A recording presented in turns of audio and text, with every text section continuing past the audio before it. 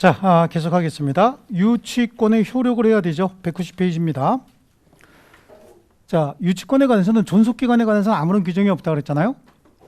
그렇죠? 예, 그래서 유치권의 존속기간에 관한 규정을 여기 보세요. 존속기간에 관한 규정을 둘 필요가 없는 것이 유치권자는 목적물에 대해서 지출한 비용을 받을 때까지 목적물 점유할 수 있어야 되죠. 존속기간을 둔다라고 한다면 채무자는 일단 버티고 안 주면 존속기간이 있다고 가정하면 채무자가 버티고 안 주면 물건 받아올 수 있다 그런 얘기잖아요. 그럼 이건 정의가 아니죠.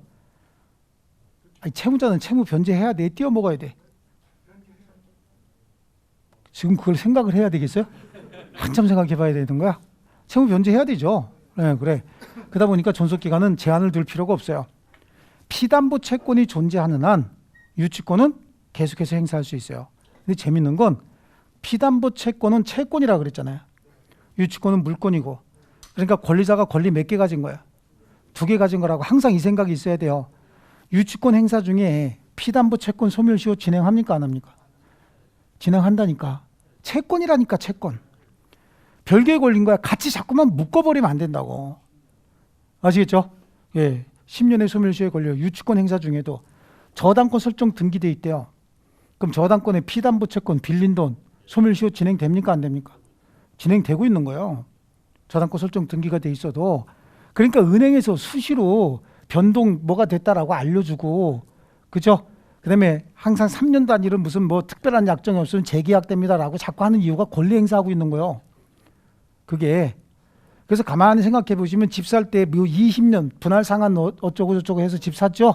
이때 이분들이 계속해서 5년마다 뭐가 어떻네 그러고서 3년이면 5년마다 특별한 약정이 없으면 자동 갱신되네 이런 얘기 자꾸 한다고. 그게 권리 행사 중이란 말이죠. 이해하셨습니까? 자, 좋습니다. 그러면 유치권의 효력. 그래, 유치권자는 목적물을 계속해서 점유하고 있어야 되죠. 그래야 유치권을 주장할 수 있어요. 그래서 대세권이다. 그래, 유치물의 매매, 경락돼서 소유권이 변동된 경우에도 새로운 소유자에게 유치권 주장할 수 있다라고 하는 건 물권이다라고 해서 앞에서 봤죠. 다만 경락인이나 매수인 등 새로운 소유자는 채무자야 아니야? 아니니까 걔네들한테 변제 요구할 수는 없다 그랬죠. 그럼 누구한테? 채무자에게만 변제 요구하는 거야. 유치권은 누구에게나 주장을 해도 채권은 채무자에게만 행사해야 된다니까. 아시겠죠? 그럼 뭐 그 얘기입니다. 공사비 채권 여기 수리 의뢰해서 공사업자가 공사를 했대요. 여기. 근데 목적물의 소유자가 바뀌었대요. 새로운 소유자에게 인도 거절하면서 계속 점유할 수는 있죠. 다만 채무 변제 청구할 수 있어요, 없어요? 얘한테는 채무 변제 청구는 안 되는 거야. 채무 변제 청구는 얘한테 해야 되죠. 그럼 얘는 뭐라 그러겠어요? 이게 매수인이.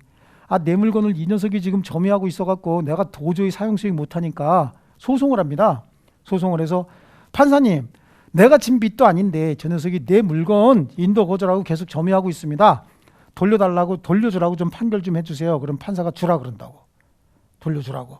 근데 그냥 저거 아니라 야, 너는 물건 받고 싶으면 돈 주고 너는 돈 받으면 목적물 돌려줘. 다시 오지 마. 뭐 이런 거 갖고 또 와. 그 얘기죠. 그러니까 돌려주라고 했으니까 원고가 이긴 거야, 진 거야? 이겼지. 돌려달라고 소송했는데 돌려주라고 했으니까 이겼죠. 이겼는데 완전히 이겼어? 반만 이겼어요? 반만 이겼죠. 반만. 그래서 원고 일부 승소 판결이라고 하거든요, 이게. 근데 이런 판결 명칭을 상환 이행 판결. 너는 채무 상환하고 얘가 청구한 대로 너는 이행해 주고. 상환. 얘는 채무 상환하고 얘가 청구했잖아, 돌려달라고. 그러니까 얘가 청구한 대로 이행해 주고. 그래서 상환 이행 판결이라고 해요. 원고 일부 승소 판결. 근데 전에 제가 뜨거운 순댓국 후배 교수하고 같이 이렇게 뜨거운 순댓국 먹다가 어떤 분이 원고 일부 승소 판결을 변호사라는 분이 TV에서 방송하면서 반반 판결 그러더라고. 그래서 먹다가 쏟았어요. 반반 판결? 근데 이해는 금방 되대. 그렇죠? 일명 반반 판결이야. 그 어떤 분은 이걸 원고 일부 승소, 일부 패소 판결이다 이렇게도 얘기를 합니다. 아시겠죠? 좋습니다. 그 유치권자는 어떤 권리가 있느냐라고 하는 거죠. 유치권자 경매할 수 있어요. 근데 유치권자는 목적물 인도 거절만 하고 계속 점유할 권리가 있다. 그래서 변제받을 권리는 없다고 했잖아요.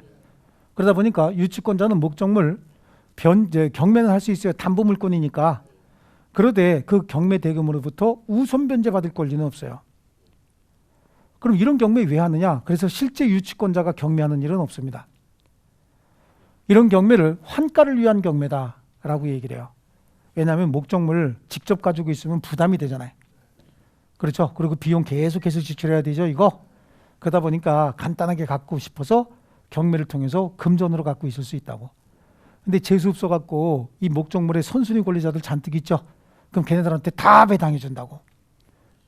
그럼 유치권자 하나도 못 받는 수가 있어요. 그래서 유치권자가 직접 경매하는 일은 없어요. 하지만 담보물권이니까 경매권은 줘야 되죠. 그 채무 변제를 받기 위해서 유치물을 경매할 수 있다라고 얘기를 합니다. 하지만 실제로 변제받는 일은 없어요. 그래서 스스로 경매하는 일은 없고요. 점유 중에 비용 상한 청구권이다라고 하는데 목적물 점유 중에도 유치권자는 선량한 관리자의 주의를 다해서 목적물에 비용 지출해야 돼요. 아까 우리 앞에서 얘기했던 개말 채권 있죠. 개가 내 뒤꿈치 물었다고 얄미워 이뻐. 얄밉죠. 그러니까 어떻게 해야 돼? 사지를 묶어놓고 째찍으로 패면서 같이 뒤꿈치 물어야 돼? 그러면 안 된다고. 이 개 먹여야 돼요. 동물학 때는 걔네들이 하는 얘기고 사람한테 입질하는 동물까지 그럼 보호하고 이쁘게 해야 됩니까? 예. 그건 저 의견이 갈리니까 그건 저 얘기하지 말고. 예. 그 옛날에 제가 어떤 책을 읽어봤는데 그 책에 인류의 조상들 중에 보면은 네안데르탈인이라고 있죠.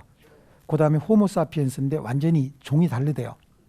네안데르탈인하고 호모사피엔스는 네안데르탈인은 아마 고릴라 쪽으로 좀 더 가까운가 봐요. 근데 호모사피엔스가 체격도 작고 훨씬 더 작고 그런데 힘도 약한데 네안데르탈인을 멸종시키고 인류로 이렇게 진화해온 과정이 뭐냐면 개를 키웠다는 거예요. 개하고 친화력이 생겼기 때문에 짐승을 이용해서 나 혼자 있어도 개가 뒤에서 공격하고 난 앞에서 공격했기 때문에 이길 수 있었다는 거지. 그 아주 저 원시 옛날 그 태초서부터 사람하고 같이 컸던 사람하고 같이 생활했던 개가 사람을 문다? 그건 잘못된 거예요. 그러니까 걔는 어떻게 돼? 사실은 먹이고 싶지 않잖아요. 그걸 먹이겠어? 먹이고 싶지 않지. 하지만 먹여야 된단 말이에요. 유치권 주장하려면 그 비용 지출해야 되죠. 그래요. 이놈의 개가 쌍치기만 먹는데 쌍치기 뭔지 알죠? 쌍치기 소고기 한우 칙칙 2번 한 거 쌍치기만 먹는데 조금 칙 그러면 안 먹는데 좀 칙 그런 건 내가 먹고 쌍치기 먹여야 된다니까. 아시겠죠? 그 비용 다 지출해야 된다니까. 말 있잖아. 조금 아까 얘기했던 말. 이 경주마요. 경주말에서 하루에 2시간씩 전력 질주 경주해야 돼. 뛰게 해야 된다고. 근데 내가 말 못 타. 그럼 어떻게 해야 돼? 거품 물고 줄 잡고 뛰어야 된다니까. 그럼 그렇게 하기 싫으면 어떻게 해야 돼요? 조련사 사다가 훈련시켜야 되죠. 그거 다 해야 된다니까. 다만 그 비용도 별도의 유치권의 피담보 채권이 되는 거예요. 지출한 비용이요. 간이변제 충당권이에요.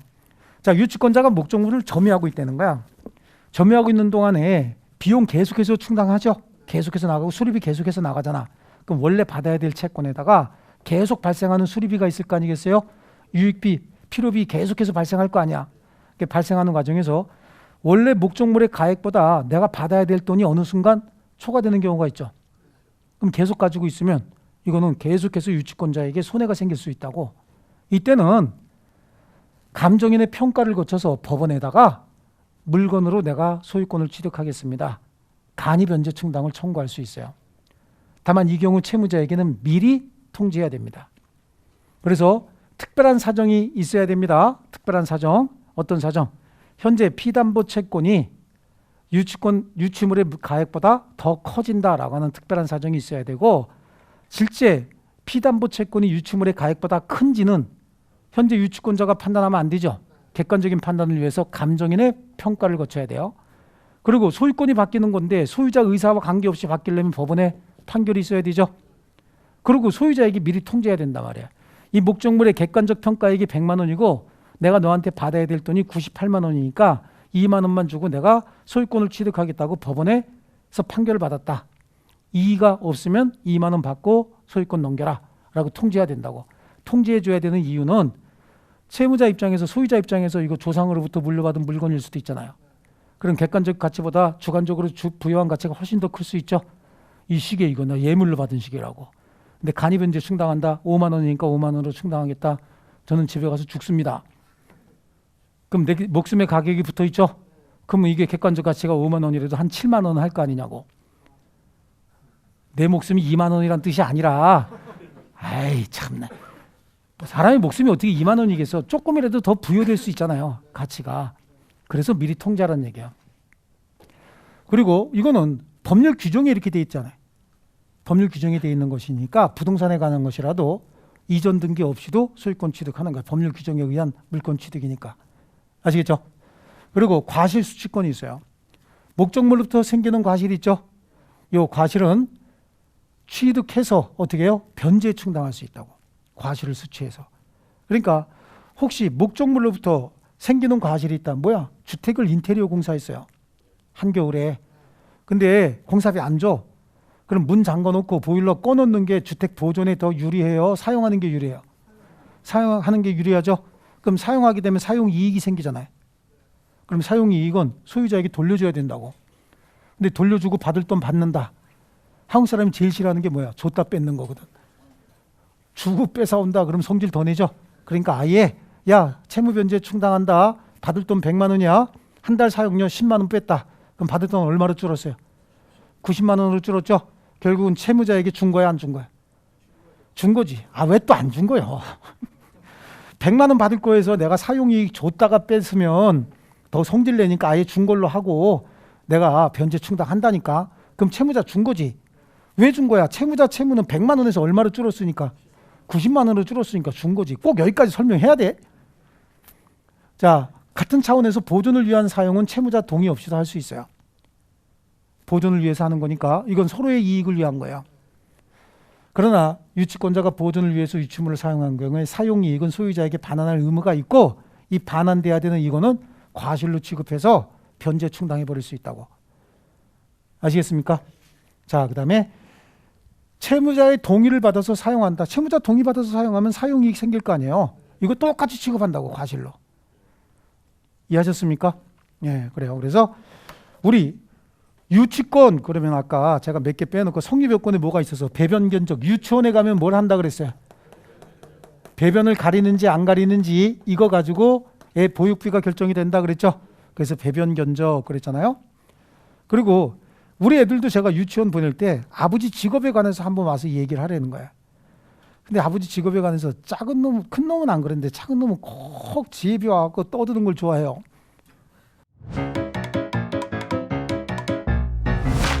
에듀윌 유료 회원만의 명품 자료 서비스.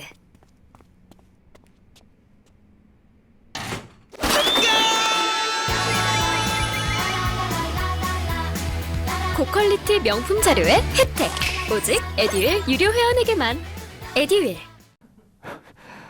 제가 그게 늦게 났어요. 늦게 나가지고 거기 가면 나이도 또 제일 많아요. 애비들 중에서 제일 많은 편인데 작은 놈이 체육대회 할 때 우리 아버지가 뛸 거라고 또 이렇게 해서 이 400m 릴레이 하는데 전부 다 200m씩만 뛰는데 최후주자는 400m 뛰어야 된다는 거야. 근데 거기다가 제일 밑에다가 지가 적어놨는데 유치원생이 적어놓은 걸 또 애비한테 의무를 부담하잖아요. 그 400m 릴레이 뛰는데 죽는 줄 알았어요. 누가 막 뒤에서 잡아당겨. 그래서 보니까 아무도 안 잡아당겨. 엄청 잡아당겨. 거기 가갖고 이제 유치원에 방문을 했죠. 방문하는데 애한테 물어봤어요. 집사람도 이제 유치원 선생인데 물어봤어요. 물어봤더니 뭐 갈 때 뭐 사가지고 가나 그랬더니 그냥 애들 뭐 잘못 먹여서 체하니까 요구르트하고 카스테라 조그마한 거 하나씩 사가지고 가라 그러더라고. 요만한 거 하나씩. 그 요구르트 먹여야 되는데 딴 거 먹이면 또 애들 체한대.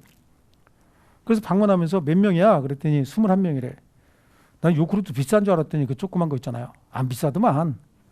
그래서 갈 때 카스테라 조그만 하는 거 이런 거 하고 하나씩 이렇게 사가지고 갔어요. 30개 사갖고 갔지. 30개 사갖고 가도 경비가 들어 안 들어? 별로 안 들더라고. 유치원 갈 때 경비는 간과하고 볼 정도는 되더라라고 하는 거야. 경비가 많이 든다고 안 든다고? 안 들어. 그래서 경비는 간과하고 볼 정도가 되더라. 아시겠죠? 이거 뭐야? 경매권, 비용상환 청구권, 간이변제 충당권, 과실수취권, 보존을 위한 사용권. 아시겠어요? 유치원 갖고 다 해결할 거라고. 유치원 가지고. 이해되셨습니까? 네, 좋아요. 자, 그 다음에 이 유치권자에게 인정되지 않는 권리 그래요. 유치원에 가면 추하게 생긴 우물은 없다야. 추우물 없다야. 추우물 없다. 아시겠죠? 추금력이 없다라고 하는 거야. 유치권자는 유치물에 대한 점유를 상실하게 되면 그것으로서 그냥 바로 유치권 소멸하는 거죠. 추금력이라고 하는 건 누군가가 목적물을 점유하고 있든지 간에 거기 가갖고 소유권, 자기 권리, 담보권을 행사할 수 있는 걸 추금력이라고 하거든요. 저당권 보세요. 저당권. 저당권자는 등기부에 저당권이 설정 등기가 되잖아. 이후에 소유자가 100명이 바뀌어도 현재 있는 소유자에게, 현재 목적물 점유하고 있는 자에게 저당권 실행 경매해 버릴 수 있죠. 이게 추금력이란 말이에요. 그런데 유치권자는 목적물 점유하고 있다가 점유를 뺏기죠. 그러면 현재 점유하고 있는 자에게는 유치권 행사할 수 없다고. 그래서 추금력이 없어요. 그 다음에 우선 변제권이 없습니다. 유치권자는 목적물 인도 거절하고 점유만 할 수 있는 권리예요. 그래서 우선 변제권이 없고요. 그 다음에 물권적 청구권 중에서 목적물 반환 청구권이 있죠. 물권적 청구권 중에서 뭐가 없어? 목적물 반환 청구권이 없어. 그럼 뭘로 해결해야 돼? 그거는 점유권에 기한 물권적 청구권을 행사해야 되죠. 그래서 물권적 청구권이 이렇게 했잖아요. 이렇게. 이해하셨죠? 그래서 유치원에 가면 추하게 생긴 우물이 없다. 그래서 추우물 없다. 추하게 생긴 우물 파놓으면 애들 들어갔던 남자애들 들어가서 안 나오는 수가 있죠. 무섭고 추하게 생긴 우물이 없다. 뭐 말도 안 되는 소리지만 그냥 어떻게 연상해 갖고 만들어내시자고요. 그 유치원에 가면 뭐가 없어요? 추우물이 없다라고 하는 거지. 자, 그다음에 유치권자는 어떤 의무가 있느냐라고 하는 거죠. 유치권자는 남의 물건 점유하는 거죠. 남의 물건을 왜 점유하는 거예요? 남의 물건 왜 점유합니까? 유치권자가 자기 채권 받으려고 남의 물건 점유하는 거잖아요, 지금. 그러니까 자기 채권, 자기 이익을 위해서 남의 물건을 점유하다 보니까 물건 발로 차야 돼?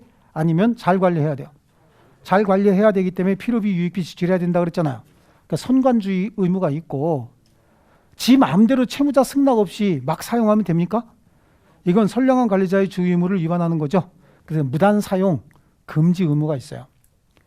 그리고 이런 선관주의 의무라든지 무단 사용 금지 의무를 위반하죠. 그럼 유치권자의 의무 위반 시 채무자는 유치권 소멸 청구할 수 있고 그럼 즉시 소멸해 버립니다. 아시겠죠? 자, 유치권의 효력 중에서 상대방이 목적물 반환 청구 소송을 제기하면 뭐라 그런다 그랬어요? 판사가 주라 그런다 그랬죠? 주대 어떻게 하고 주라고? 돈 받고 주라고. 그러니까 유치권 반환 청구 소송을 제기한 사람한테는 너는 채무 상환하고 그다음에 유치권자는 너는 목적물 얘가 청구한 대로 이행해 주고 상환 이행 판결이라 그랬죠. 이 상환 이행 판결 한다 그랬어요. 이건 원고 일부 승소 판결이라고도 얘기합니다. 아시겠죠? 그래서 소송이 제기됐을 때 상대방이 유치권을 주장하면 주라고 한다고. 주라고 해서 상환 이행 판결 또는 상환 급부 판결. 저 친구가 요구하는 대로 급부해줘라. 급부 판결 같은 말입니다. 자, 좋습니다. 유치권의 소멸입니다. 유치권의 소멸도 우리 유치원하고 똑같이 생각을 해야 돼. 유치권이 소멸하려면 유치원 졸업한다고 생각해 보자고. 유치원 졸업할 때는 모든 학생들에게 상을 주더만. 나는 우리 애가 잘해서 상 주는 줄 알았어. 근데 보니까 전부 받더만. 그래서 애가 상 받으니까 참석하래. 그래서 또 참석을 했죠. 참석했는데 난 뿌듯했어. 그래서 이 새끼가 날 닮아가지고 역시 공부는 잘하고. 갔는데 보니까 전부 받아. 전부 받는데 제일 좋은 상이 뭐야? 뭐 교육장상, 뭐 국회의원상, 뭐 구청장상. 제일 좋은 상이 시장님이 주는 상이야. 시장님은 벌써 줄 때 게임기가 오더라고. 교육장은요, 노트 참 잘했어요.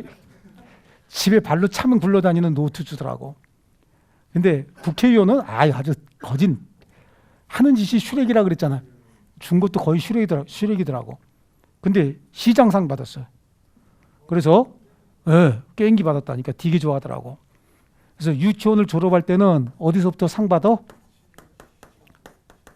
시청으로부터 뭘 받아요? 상을 받는다라고 하는 거예요. 시청으로부터. 아시겠죠? 시청상 받는 거야. 이게 말도 안 되는 소리죠? 유치원에 가면 뭐 한다 그랬어요? 배변 견적 낸다 그랬죠? 무슨 소리인지 알죠? 유치원에 한 번씩 방문할 때는 경비는 그다지 많이 들지 않는다라고 얘기했고, 유치원에 없는 게 추하게 생긴 우물이 있으면 애들 그 안에 들어간다 그랬죠. 안 나오는 수가 있고요. 유치원 졸업할 때는 시청으로부터 상을 받는다. 이걸 제일 좋아한다라고 하는 거야. 그럼 시가 뭐냐? 자, 책으로 갈게요. 여기 보자고.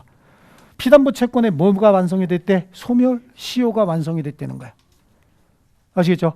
피담보 채권이 소멸하면 담보물권은 예외 없이 다 소멸합니다. 하나도 빠짐없이 소멸하는 거야. 그래서 유치권의 행사는 채권의 소멸시효 진행에 영향을 미치지 않는다. 그렇다는 얘기는 유치권 행사 중에도 피담보 채권은 소멸시효가 진행한다, 그런 얘기죠. 이해하셨습니까? 자, 지금 갑과하고 을 사이에 수리비 채권이 80만 원에 있다는 거야. 근데 얘가 인도 거절하고 계속해서 점유하면서 유치권 행사하고 있죠. 그러면 유치권 자체는 소멸시효 대상이 아니야. 유치권은 소멸시효 대상이 아니라니까. 아시겠죠? 물권이고 담보 물권이기 때문에. 하지만 피담보 채권은 항상 별개의 권리라고 얘기했잖아요. 피담보 채권은 소멸시효가 계속 진행한다고. 이 말을 이렇게 얘기한단 말이야. 유치권 행사는 채권의 소멸시효 진행에 영향을 미치지 않는다. 그러니까 유치권의 행사 중에도 피담보 채권은 소멸시효가 계속 진행한다. 하지만 유치권 자체는 소멸시효 대상이 아니거든요. 그래서 우리 앞에서 소멸시효 공부할 때 소멸시효에 걸리지 않는 권리들 할 때 형, 상, 점, 담 그랬잖아. 담보물권 소멸시효 대상이 아니고 늘 나오는 게 뭐라고 그랬어요? 유치권이라고 그랬단 말이에요.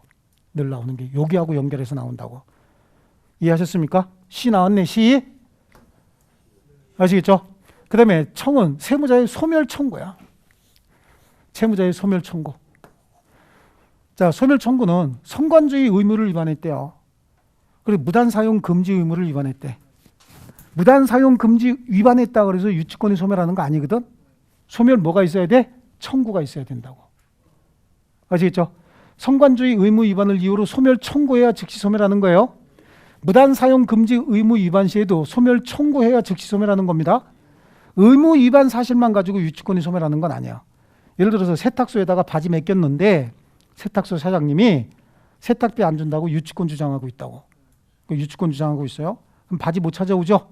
바지 못 찾아온다고. 근데 이 세탁소 사장님이 처갓집을 가면서 이 바지 똑 떨어지게 생겼는데 그리고 입으니까 딱 맞아. 그리고 입고 처갓집에 갔다가 왔어. 그럼 다시 걸어놓으면 되죠. 안 걸렸다고. 소멸 청구 있었어요, 없었어요? 없었다고. 아시겠죠? 그때는 유치권이 소멸해, 안 해? 안 하는 거야. 근데 이거 입고 KTX 타고 처갓집 가다가 바지가 없어서 반바지 입고 출근하던 채무자가 사장님, 그 내 바지 입고 어디 가십니까? 하는 순간 아차 그렇게 되는 거죠. 근데 또 잘 입고 갔다 오세요. 그럼 유치권 소멸해, 안 해? 안 한다고. 거기서 채무자가 당장 벗어주세요. 그러면 어떻게 해야 돼? 벗어야 된다니까. 빤스 입고 처갓집 갔다 온다고. 아시겠죠? 예. 그래서 소멸 청구가 있어야 되는 거야. 이것도 가끔 나와요. 의무 위반 사실만으로 유치권이 소멸한다, 안 한다? 안 한다. 의무 위반을 이유로 뭐 했어야 돼? 소멸 청구하면 즉시 소멸하는 거예요. 타담보 제공하고 소멸 청구할 수 있거든요. 아까 얘기했듯이 자동차 있잖아요. 자동차 수리비 가지고 유치권 주장하고 있는데 자동차 가격은 한 2억짜리야. 근데 수리비는 30만 원 나왔다는 거예요. 그러니까 다 이 사람이 와갖고 내가 오토바이 100만 원짜리가 있다. 100만 원짜리 오토바이를 대신 맡길 테니 자동차는 좀 돌려줘라 라고 소멸 청구할 수 있거든요. 그때도 타담보 제공하고 소멸 청구하면 즉시 소멸하는 게 아니라 그때는 채권자가 알았어 라고 해서 받아줘야 되는 거야. 상당한 담보를 제공하고 소멸 청구할 수 있는데 이때는 유치권자가 알았어 라고 동의해야 돼요. 유치권자가 싫어 라고 하면 법원에 뭘 받아야 돼?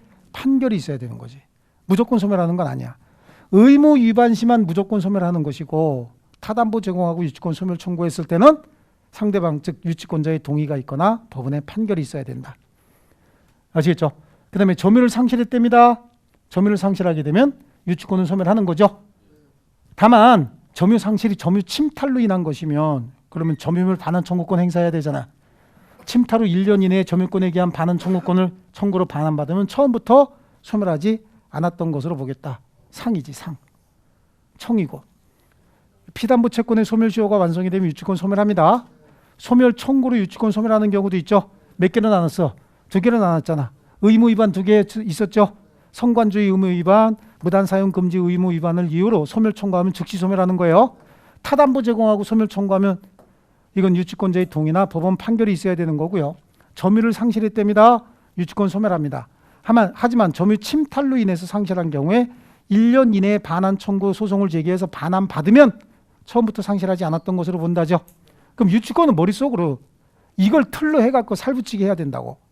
배변 견적이죠.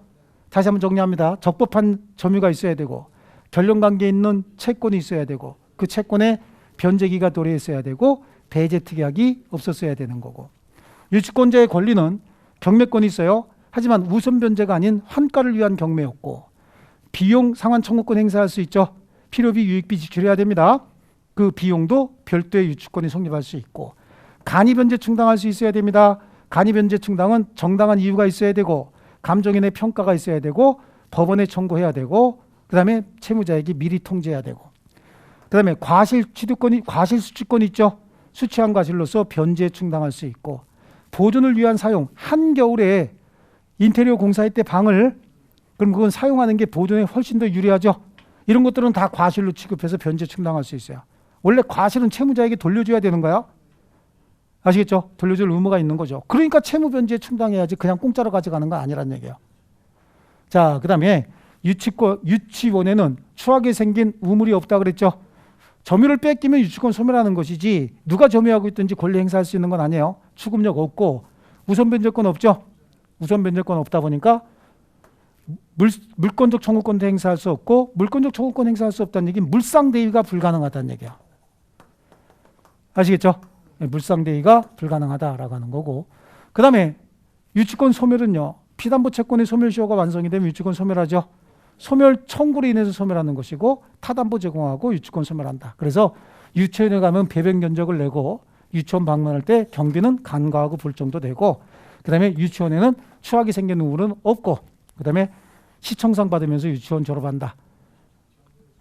아시겠죠? 이렇게 해서 말은 이렇게 해놓고 여러분이 막 맞춰서 늘려나가야 되는 거예요. 자, 얼른 볼게요. 유치권자의 권리. 자, 목적물을 유치할 권리가 있어요. 언제까지? 동그라미 2번에 보면 유치권자는 자기 채권 변제받을 때까지 목적물을 유치할 수 있다죠. 예, 그리고 판례는 줄칠게요.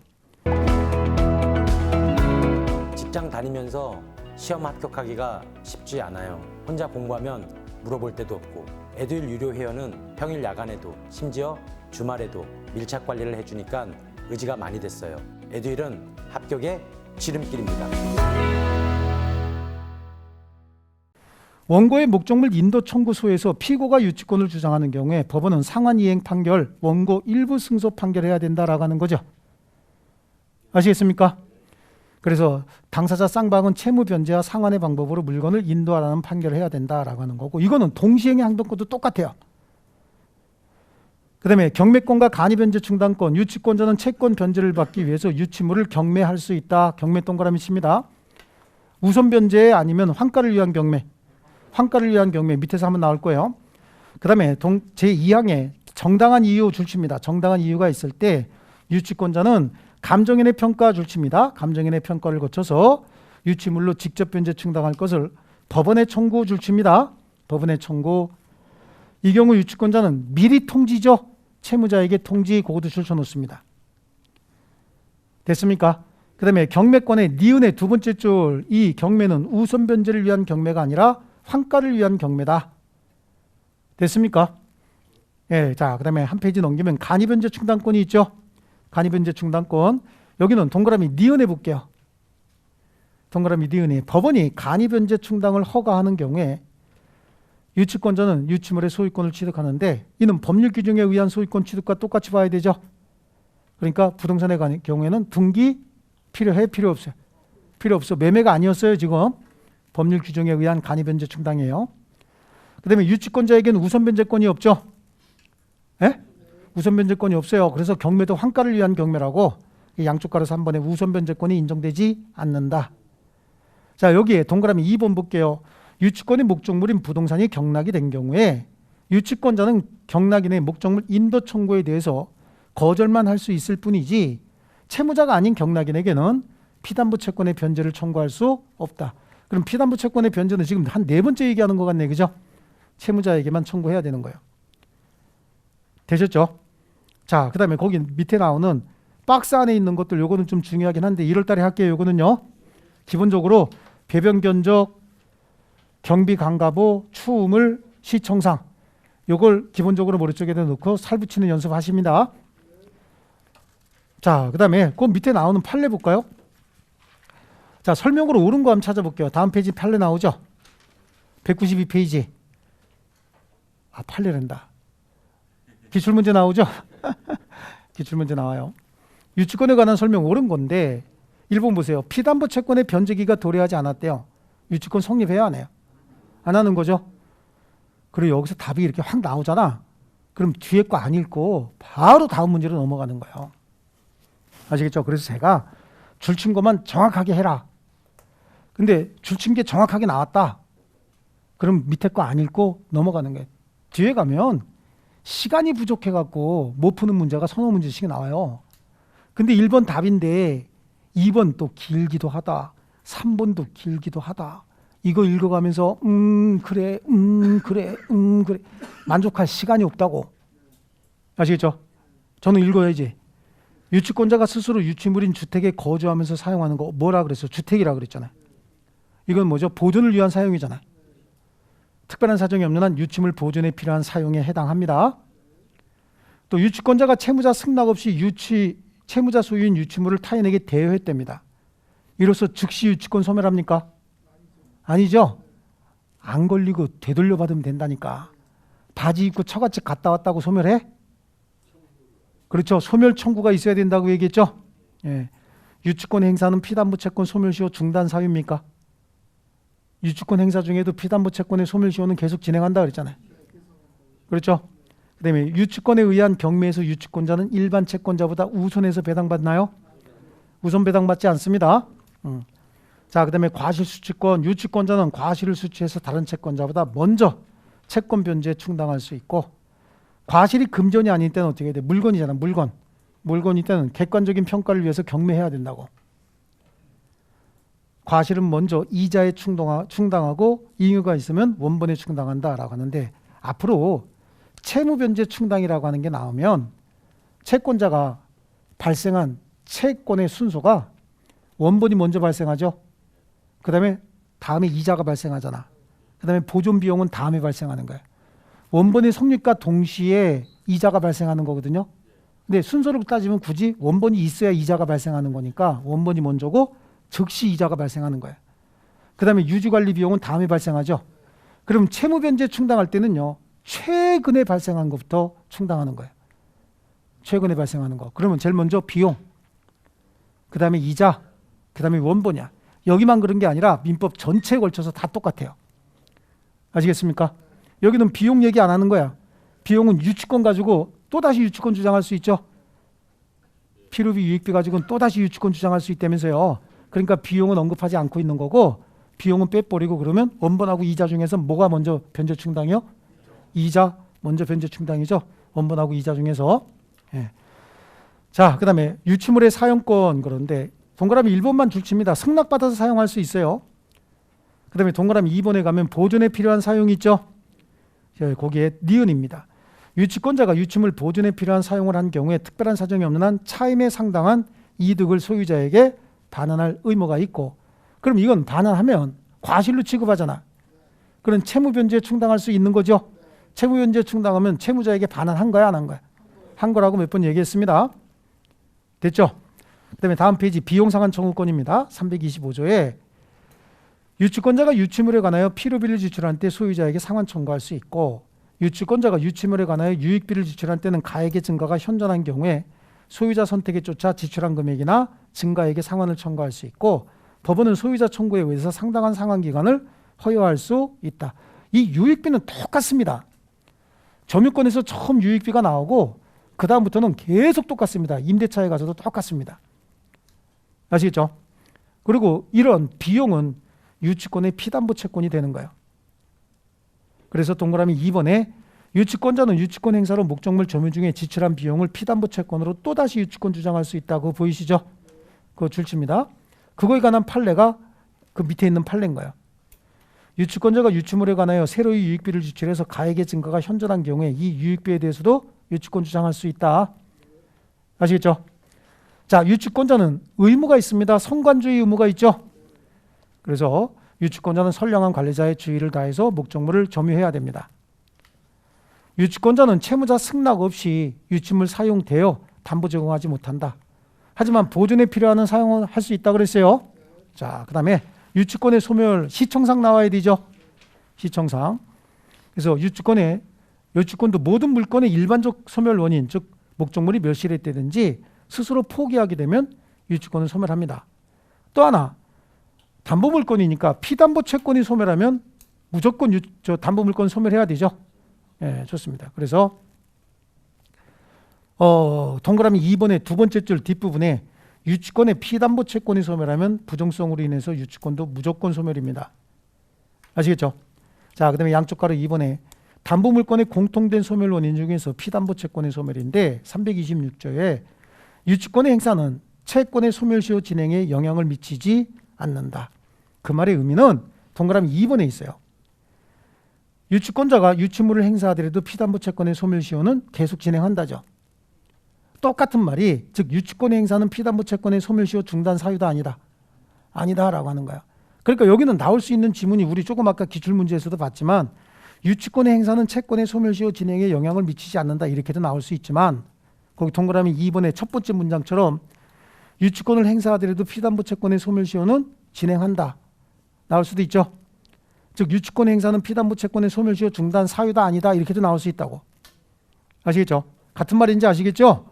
그 다음에 유치권 특유의 소멸 원인 중에서 유치권 소멸 청구, 유치권자의 의무 위반이에요.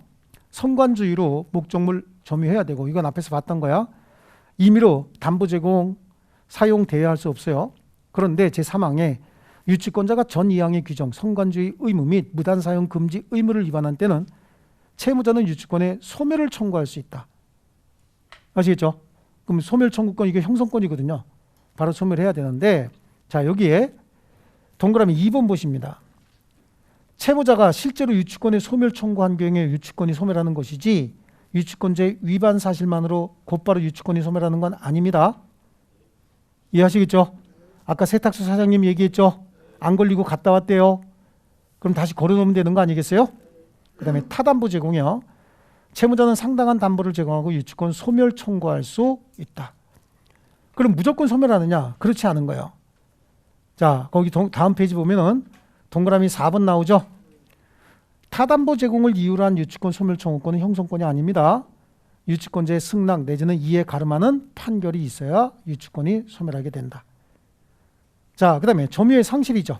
유치권은 점유 상실로 인하여 소멸하는데 점유 상실이 혹시 동그라미 3번에 있는 것과 같이 점유 침탈로 점유를 상실했을 때는 1년 내에만 점유를 회수하면 처음부터 상실하지 않았던 게 됩니다. 그래서 유치권도 소멸하지 않았던 것이 된다. 아시겠죠? 자, 그럼 24회에 나왔던 거는 뭐라고 나왔나 볼게요. 24회에 옳지 않은 겁니다. 유치권에는 물상대의가 인정되지 않는다. 왜? 우선 변제권이 없기 때문에 물상대의가 인정 안 되는 것이고 동그라미 2번에 분할이 가능한 토지 일부에 유치권 성립할 수 있어요? 없어요? 있죠? 그 다음에 피담보 채권의 양도와 목적물의 인도가 있으면 유치권, 물건이니까 이전해야지. 이전할 수 있어요. 그 다음에 유치권자는 채권의 변제를 받기 위해서 유치물 경매할 수 있다. 다만 우선 변제는 아니죠. 유치 부동산에 대해서 법원이 간이변제 충당을 허가했대. 법원이 허가했대죠. 그럼 부동산에 관해서 등기해야 유치권이 이전됩니까? 소유권이 이전됩니까? 아니죠. 등기 없이도 소유권 취득하는 겁니다. 아시겠죠? 자, 좋습니다. 그 다음에 질권 그냥 넘어가겠습니다. 질권은 거의 출제 확률이 떨어집니다. 네, 질권 바로 206페이지로 갑니다.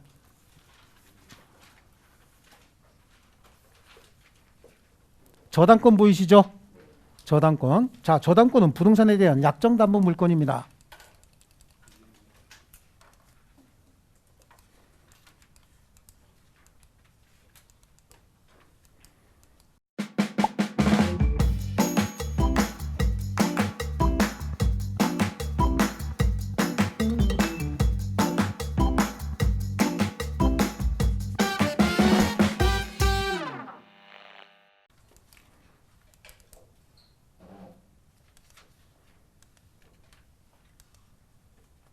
이거 글씨가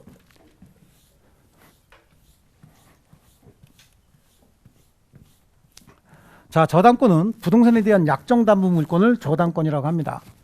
이 저당권도 법률 행위에 의해서 성립하는 경우도 있고요.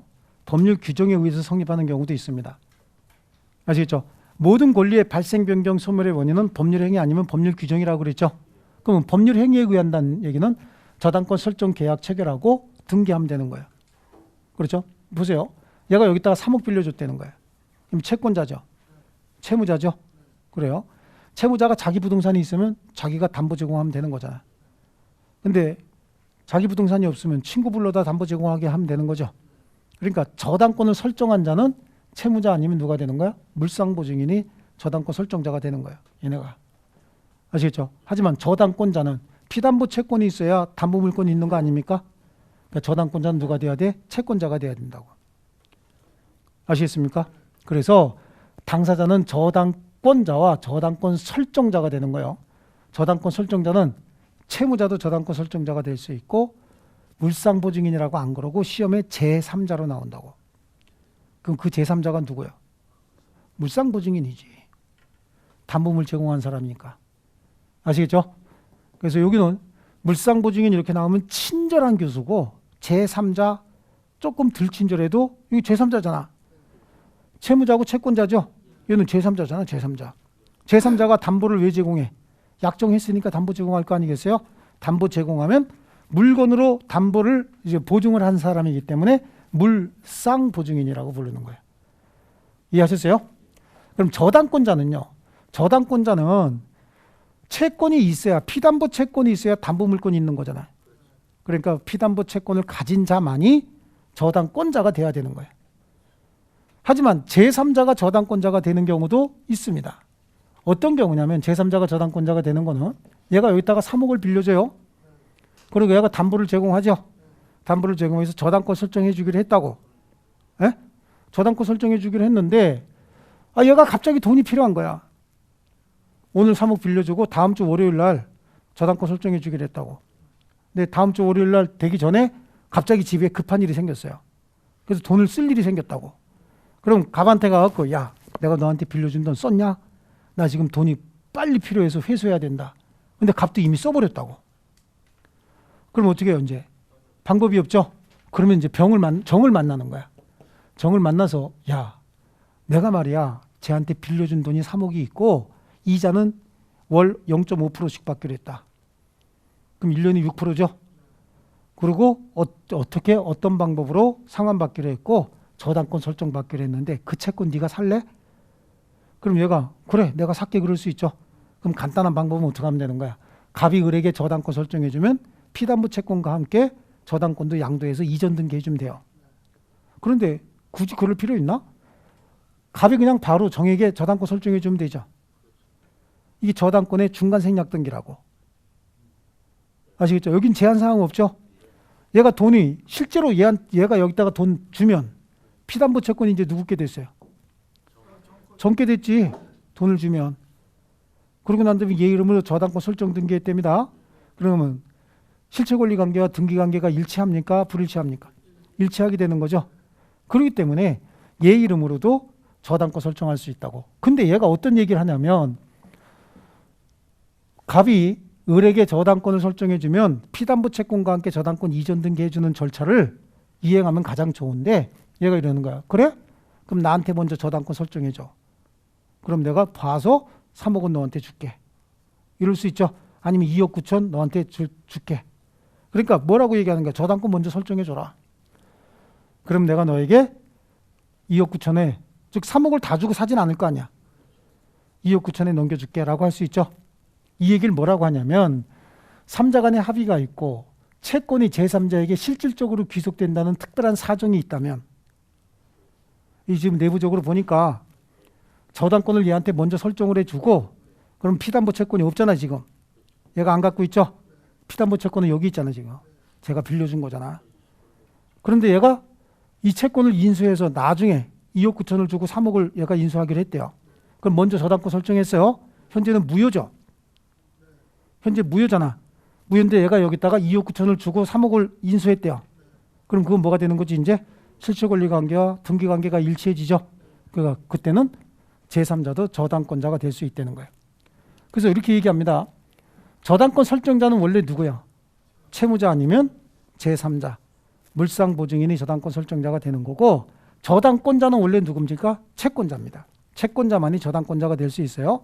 다만 특별한 사정이 있을 때라고 했다고. 그럼 그 특별한 사정이 뭐냐?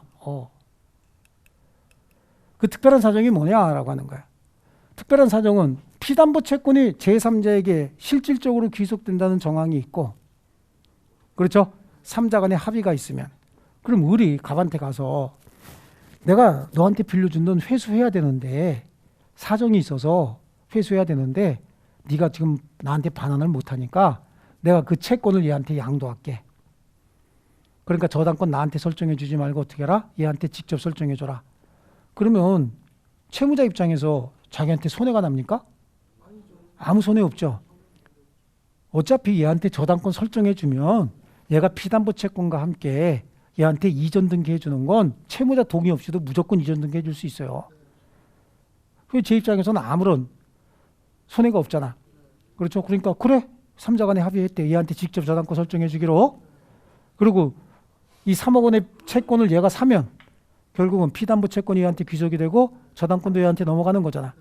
그래서 그걸 뭐라고 얘기하냐면 3자 간의 합의가 있고 채권이 제3자에게 실질적으로 귀속된다는 특별한 사정이 있다면 제3자 명의의 저당권 설정도 가능하다. 아시겠죠? 자, 그럼 저당권의 객체는 그래요. 이게 표가. 저당권의 객체는 뭐죠? 부동산이야. 부동산. 원래가. 토지, 건물 다 저당권 설정할 수 있습니다. 그런데 권리 중에서 전세권, 지상권 있죠? 전세권의 피담보 채권은 금액이 커요. 지상권은 사용 가치가 굉장히 크다고 보는 거야. 존속기간 엄청나게 길죠. 그래서 저당권의 객체는 부동산이 되고 또 일정한 권리도 저당권의 객체가 될 수 있다고 얘기합니다. 아시겠죠? 그러면 저당권이 성립할 때는 피담보 채권이 있어야 될 거 아니에요. 이 피담보 채권은 세상에 존재하는 모든 채권이 다 피담보 채권이 될 수 있습니다. 그래서 금전 채권, 비금전 채권, 특정물 채권, 그 다음에 현존 채권, 장래 채권. 아시겠죠? 확정 채권, 비확정 채권, 불확정 채권. 그러니까 저당권의 피담보 채권은 세상에 존재하는 모든 채권이 다 피담보 채권이 될 수 있어요. 근데 문제는 채무자가 채무를 변제하지 않으면 저당권자가 경매해야 되잖아. 그렇지 않습니까? 그러니까 경매하려면 내 채권이 얼마짜리다라고 하는 건 환산할 수 있어야 되죠. 그래서 금전 채권이 아닌 경우에는 금전적 가치로 뭐만 할 수 있으면 돼? 환산만 할 수 있으면 되는 거예요.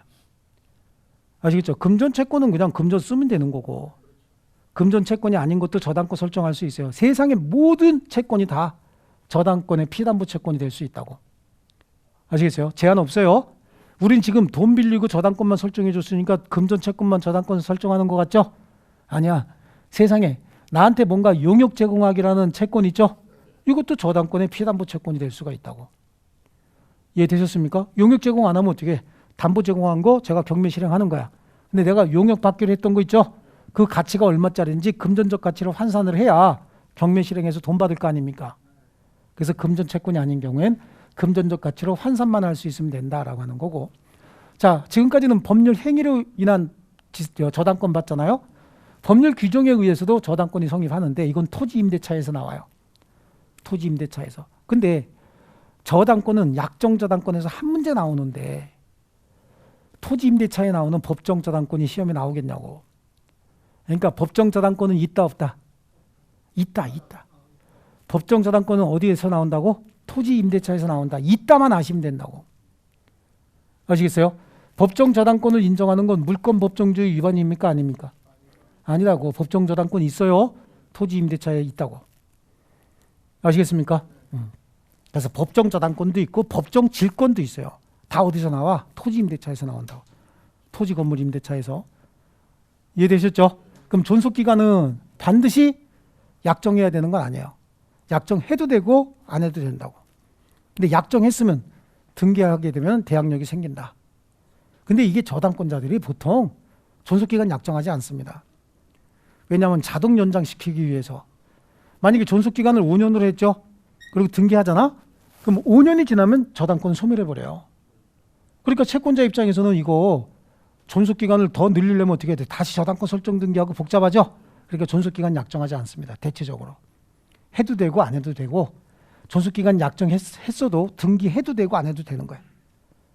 근데 존속기간 약정했고 그 기간을 등기하게 되면 이건 효력이 있기 때문에 제3자에게 대항도 할 수 있고 다만 대항력만 생기는 것이 아니라 존속기간이 지나면 저당권은 소멸해야 된다고.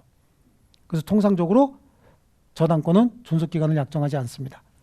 아시겠죠?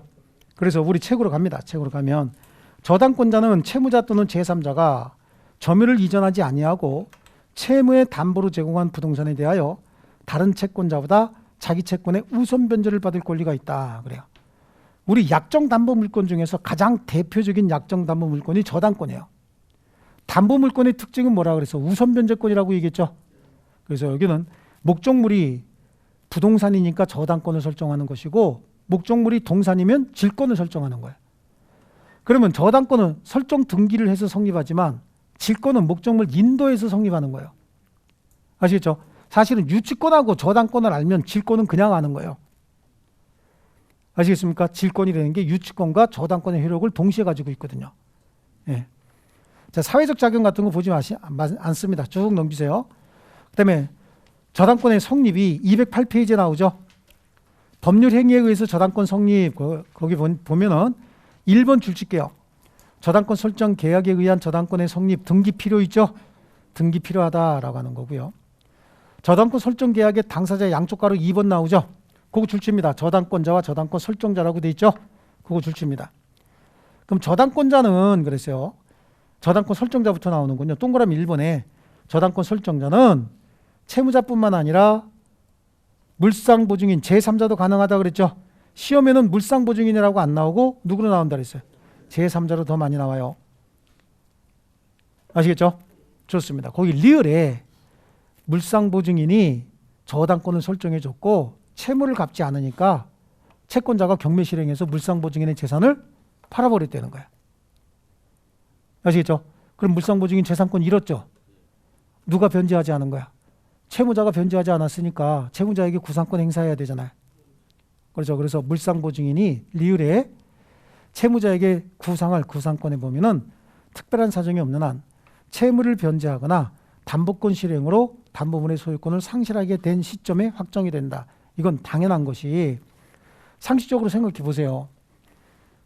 저당권자가 돈을 빌려주고 담보를 잡았다고.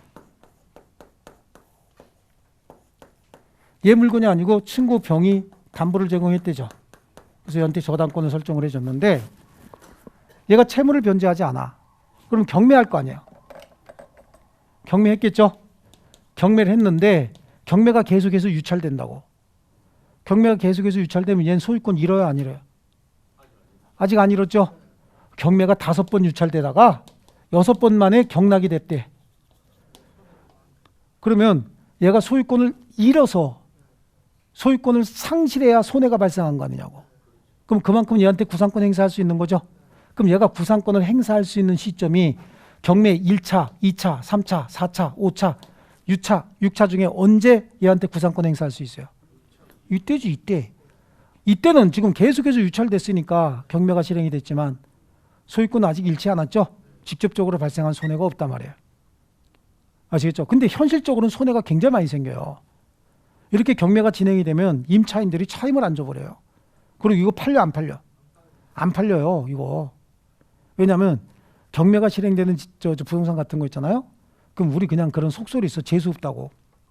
사업 망했다고 보는 거예요. 그래서 안 팔린다고. 실질적으로 손해 발생했어도 손해배상 청구권이 확정되는 시점은 이 시점이라고 보는 거예요. 아시겠죠? 그래서 그 얘기가 나오는 거지. 물상보증인이 채무자에게 구상할 구상권에 보면은 특별한 사정이 없는 한 채무를 변제하거나 담보권 실행으로 담보물의 소유권을 상실한 시점까지 줄치면 되는 거죠. 미리 구상권 행사할 수 있어요, 없어요? 없어요. 사전에 구상권 행사할 수는 없는 거예요. 그 다음에 저당권 설정자는 그렇고 저당권자는 원칙적으로 피담보 채권의 채권자의 하나는 거죠. 근데 예외적으로 니은도 다 줄쳐야 됩니다. 채권자와 채무자 및 제3자 사이에 합의가 있고 제3자에게 채권이 실질적으로 귀속된다고 볼 수 있는 특별한 사정이 있는 경우에는 채권자가 아닌 제3자 명의의 근저당권 설정도 가능하다. 아시겠죠? 아까 했죠? 자, 그다음에 3번 다음 페이지 보면 3번에 채무자가 아닌 제3자를 채무자로 해서 설정된 근저당권은 담보물권의 부정성에 비추어서 무효가 된다라고 하는데 채무자가 아닌 채권자가 아닌 제3자 명의로 근저당권 설정할 수 있다고 그랬잖아요. 채권자는 바뀔 수 있어요. 근데 채무자가 바뀌었대. 그러면 내가 돈을 빌리고 내 부동산으로 내가 담보를 제공했어요. 그럼 내가 빌린 돈 내가 갚는 거 아니야. 그렇죠? 그런데 내가 빌리지도 않았는데 내 부동산으로 담보가 제공이 됐대. 그런 게 어디 있어, 그죠? 그래, 그러니까 채무자가 아닌 다른 사람을 채무자로 해서 저당권이 설정이 됐대. 그럼 이거하고 똑같은 거예요. 그렇지 않습니까? 그러다 보니까 그 담보물권은 뭐가 되는 거지? 무효가 돼야 되죠? 피담보 채권이 없는데 담보물권이 성립한 거잖아요. 그렇지 않습니까? 그건 무효가 된다라고 하는 거고, 저당권 설정 등기해야 된다라고 하는데 저당권은 설정 계약 이외에 등기가 있어야 돼. 약정 저당권이니까 그렇습니다. 그럼 등기사항은 어떤 게 있느냐? 반드시 등기해야 되는 건 채권자, 채무자, 그리고 빌린 돈이 얼마인지 이거 등기해야 되는 거예요. 이해되셨죠? 그럼 저당권의 객체는 그래요. 저당권의 객체는 밑에 민법상 저당권의 객체는 등기 등록이 가능한 물건으로서 동그라미 1번 토지와 건물 그리고 지상권 전세권만 인정하죠. 근데 저당권이 실행이 되면 목적물 매각 절차가 이루어져야 되는 거 아닙니까? 목적물 매각 절차가 이루어지려면 하나의 물건이 다 매각이 돼야지 분할이 불가능한 건물 일부에 대해서 분할이 불가능한 물건의 일부에 대해서 저당권을 설정하면 그 일부만 매각할 수가 없잖아요. 그렇지 않습니까? 그래서 분할 절차를 거치지 않는 한 부동산 일부에 대해서는 저당권 설정할 수가 없고, 그 다음에 민법이 아닌 특별법에도 저당권 제도가 있거든요. 특별법에도 저당권은 있다. 다음 페이지 210페이지 저당권의 피담보 채권 있죠? 저당권의 피담보 채권은 옆에다가 써 그냥 ALL. 세상에 존재하는 모든 채권이 다 저당권의 피담보 채권이 될 수 있어요. 뭐라고 꼬셔도 무슨 채권은 피담보 채권 될 수 있나 없나? 될 수 있다요. 아시겠죠? 어떤 채권이든 다 할 수 있어요. 다만 금전 채권이 아닌 경우에는 금전적 가치로 환산할 수 있어야 되죠. 됐습니까? 그래서 세상에 존재하는 모든 채권이 다 피담보 채권이 될 수 있다. ALL 이렇게 써놨죠. 자, 그래서 동그라미 3번에 보실게요. 동그라미 2번에 양쪽 가로 1번에 동그라미 2번에 비금전 채권을 피담보 채권을 한 경우에 금전적 가치로 환산할 수 있어야 된다. 그거하고 똑같은 말이 동그라미 3번에 나와요. 그건 줄치지 마시고요. 목적물 인도 청구권, 이건 금전 채권이 아니잖아요. 담보하기 위해서 저당권 설정할 수 있어요. 다만 피담보 채권은 가액으로 금전을 산정해서 등기해야 되죠. 용역받을 채권, 저당권 설정할 수 있어요. 하지만 이게 얼마짜리인지 금전적 가치를 환산해서 등기할 수 있어야 되겠죠. 네. 좋습니다. 좋고요. 저당권의 법적 성질 그랬습니다. 여기서부터는 좀 쉬었다 하겠습니다.